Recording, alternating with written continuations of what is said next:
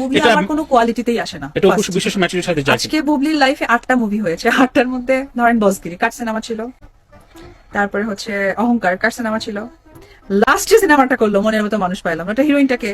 তো একটা আর্টিস্টের ঝুলিতে যদি 7টা সিনেমার মধ্যে 3টাই অ্যাকচুয়ালি থাকে, 4টা তো 3টা সূত্র ধরে চলে আসে। তো ও আমার কোয়ালিটি তৈরি করতে অনেক দিন সময় লাগবে।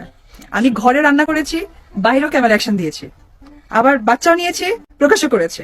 তো আমার স্টেজ, আমার হাইট, আমার কোয়ালিটিতে আসতে তার মনে করেন নাকের জল, চোখের জল, পানি, সে বিশাল ব্যাপার করতে হবে। তো আমি তাকে আমার পজিশন। মেগাস্টার শাকিব খানের দুই বোনের মধ্যে যে ঝামেলা চলতেছে তার যথেষ্ট উদাহরণ কিন্তু এই ভিডিও ক্লিপটাই।